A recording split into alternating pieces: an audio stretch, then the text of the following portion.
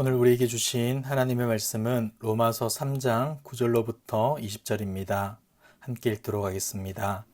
그러면 어떠하냐? 우리는 나으냐? 결코 아니라. 유대인이나 헬라인이나 다 죄 아래 있다고 우리가 이미 선언하였느니라. 기록된 바 의인은 없나니 하나도 없으며 깨닫는 자도 없고 하나님을 찾는 자도 없고 다 치우쳐 함께 무익하게 되고 선을 행하는 자는 없나니 하나도 없도다. 그들의 목구멍은 열린 무덤이요 그 혀로는 속임을 일삼으며 그 입술에는 독사의 독이 있고 그 입에는 저주와 악독이 가득하고 그 발은 피 흘리는데 빠른지라. 파멸과 고생이 그 길에 있어 평강의 길을 알지 못하였고 그들의 눈앞에 하나님을 두려워함이 없느니라. 함과 같으니라.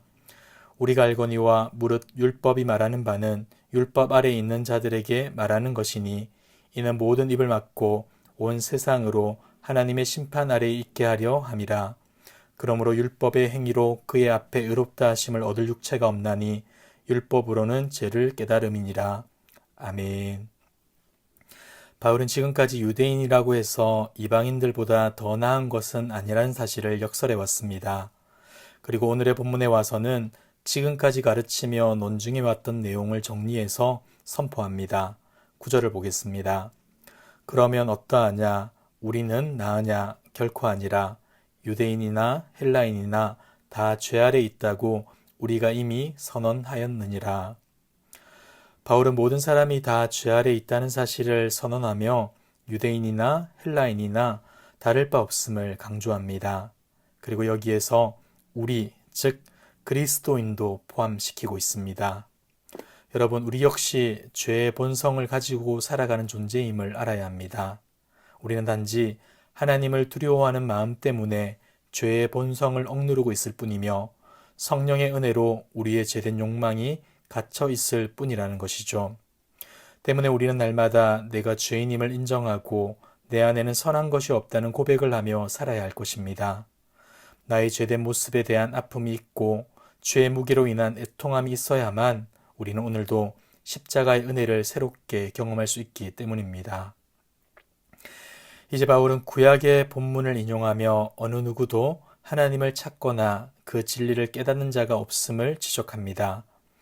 모든 사람이 다 죄 아래 있다는 사실을 강조하기 위해서 18절까지 계속해서 구약의 말씀들을 인용하는데 우리는 여기에서 인간의 본성에 대해 털끝만큼의 희망도 가질 수 없음을 보게 됩니다. 아무리 하나님을 섬기고 예수님을 주님으로 모신다고 해도 조금만 방심하면 곧 세상을 향할 수밖에 없는 존재라는 것을 알려주는 것이죠. 바울은 계속해서 인간의 절망적인 죄성을 고발합니다. 13, 14절입니다. 그들의 목구멍은 열린 무덤이요 그 혀로는 속임을 일삼으며 그 입술에는 독사의 독이 있고 그 입에는 저주와 악독이 가득하고. 바울은 사람이 그 입을 통해 얼마나 사악한 죄를 짓고 있는가를 말해줍니다. 율법을 배우고 하나님의 말씀을 논하는 유대인, 철학을 논하며 지식을 사랑한다는 헬라인이라 할지라도 그 입으로는 맹수와 같은 잔인한 말과 뱀과 같은 속임, 저주, 악독을 내뱉는다고 말합니다. 이뿐만이 아닙니다. 이사야서 50장을 인용한 본문을 보시면 사람이 그 발로 얼마나 악한 행위를 저지르는가를 보여줍니다. 15절을 보시면 그 발이 피 흘리는데 빠르다라고 말을 하죠. 이는 그 사람의 인생의 방향이 남을 해하고 죽이는 데 맞춰져 있다는 것으로 이것의 결과는 파멸과 고생과 슬픔, 그리고 평강이 아닌 고통이 뒤따르게 되는 겁니다. 이것이 바로 절망적인 죄성을 가진 인간의 민낯이며 하나님을 두려워하지 않는 자들의 모습인 것입니다.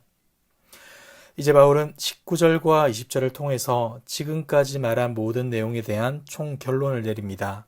먼저 19절을 보겠습니다. 우리가 알거니와 무릇 율법이 말하는 바는 율법 아래에 있는 자들에게 말하는 것이니 이는 모든 입을 막고 온 세상으로 하나님의 심판 아래에 있게 하려 함이라. 바울은 율법을 받는 유대인은 물론이고 온 세상 사람들이 변명의 여지 없이 다 하나님의 심판을 받을 수밖에 없는 죄인이라 말해줍니다. 그런데 이러한 선언에는 필연적으로 제기될 수 있는 질문이 있습니다.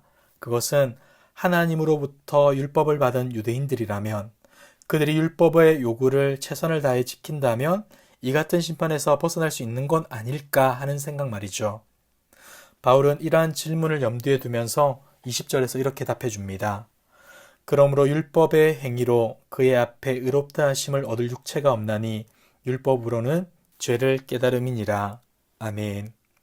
율법을 지키는 행위 그 자체가 나쁘다거나 쓸모없다는 것은 아닙니다. 다만 율법의 행위로는 하나님 앞에 의롭다 하심을 얻을 육체가 없다는 것이죠.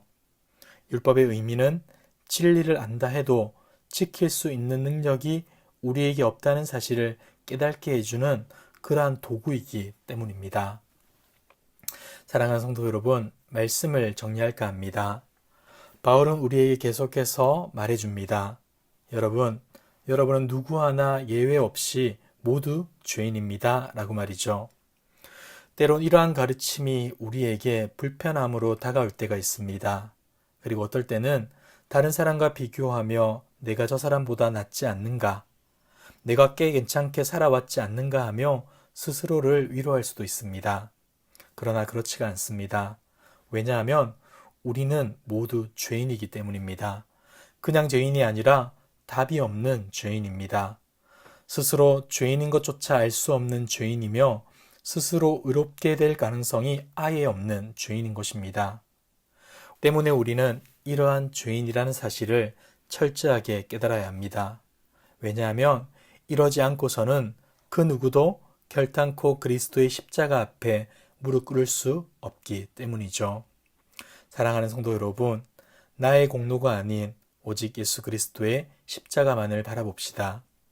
모든 교만을 버리고 오직 주님의 은혜만이 유일한 소망임을 고백합시다. 그리하여서 우리의 인생이 나를 자랑하는 것이 아닌 주님을 자랑하며 주님을 바라봄으로 참된 기쁨을 누리는 인생 되길 주님의 이름으로 축복합니다. 기도하겠습니다. 사랑과 은혜가 풍성하신 하나님 아버지, 오늘도 주님의 은혜 앞에 서게 하심에 감사합니다. 그러나 그럼에도 불구하고 우리는 여전히 부족하고 연약합니다. 은혜에 감사하기보다 우리를 자랑하고파 하며 내가 죄인임을 고백하기보다 남보다 나음을 증명하려 했습니다. 주님, 우리를 용서하여 주시옵소서. 날마다 내가 죄인임을 인정하게 하시고 내 안에 선한 것이 없음을 고백하며 주님께 붙들린 삶 살아가게 하옵소서. 이 모든 말씀 예수님의 이름으로 기도드리옵나이다. 아멘. 이 시간 기도하실 때 주신 말씀을 기억하며 기도하시고 주간 기도 제목을 따라서 전도와 선교를 위해 기도하겠습니다. 우리 교회가 부산 지역에 죽어가는 영혼들을 살리는 교회 되도록, 영혼을 품고 기도하며 전도하는 교회 되도록 우리 교회가 파송하고 후원하는 선교사님들과 세계 선교를 위하여서 함께 기도하겠습니다.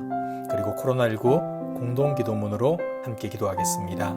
기도하겠습니다.